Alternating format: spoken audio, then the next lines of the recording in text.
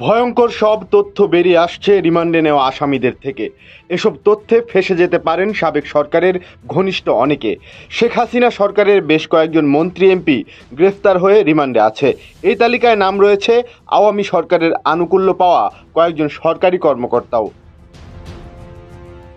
গ্রেফতার হয়ে রিমান্ডে নেওয়া হয়েছে এমন তালিকায় নাম আছে সাবেক আইনমন্ত্রী আনিসুল হক, সাবেক প্রধানমন্ত্রীর বেসরকারি বিনিয়োগ বিষয়ক উপদেষ্টা সালমান এফ রহমান ও সাবেক প্রতিমন্ত্রী জুনাইদ আহমেদ পলক।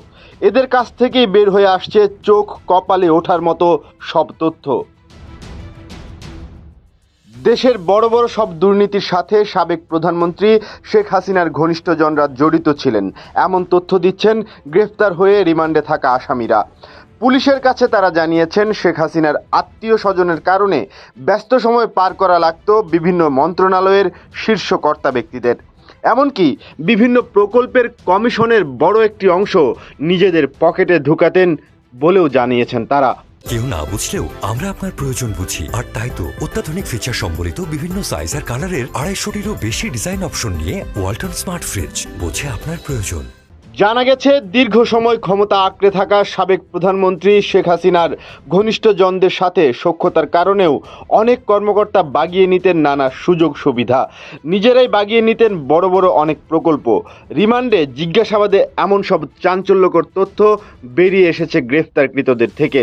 রিমান্ডে জিজ্ঞাসাবাদে গ্রেফতারকৃতদের এমন তথ্যে রীতিমতো চোখ কপালে উঠেছে তদন্ত সংশ্লিষ্টদের। তবে তাদের দেওয়া সব তথ্যই আমলে নেওয়া হচ্ছে না, করা হচ্ছে নিবিড় যাচাই বাছাই।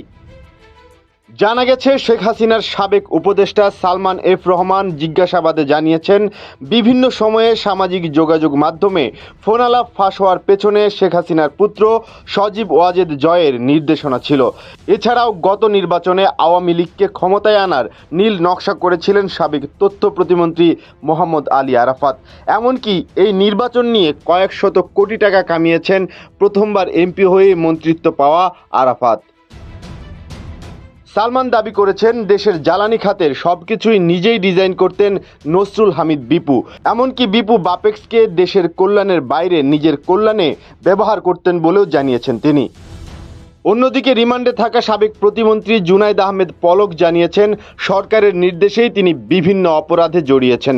হাসিনা পুত্র জয় আইসিটি উপদেষ্টা হওয়ায় এই খাতে কোনো জবাবদিহিতা ছিল না, ফলে তথ্য প্রযুক্তির উন্নয়নের নামে একের পর এক প্রকল্প বানিয়ে বাজেট থেকে শত শত কোটি টাকা লোপাট করেন।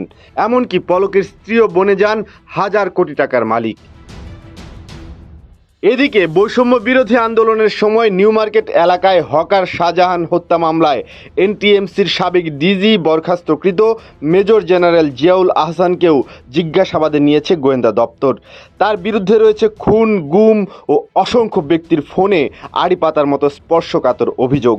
তবে সাবেক এই সেনা কর্মকর্তা দাবি করেছেন তিনি যা কিছুই করেছেন তার সবই সাবেক প্রধানমন্ত্রী শেখ হাসিনা এবং তার সামরিক উপদেষ্টা তারিক সিদ্দিকের নির্দেশে করা।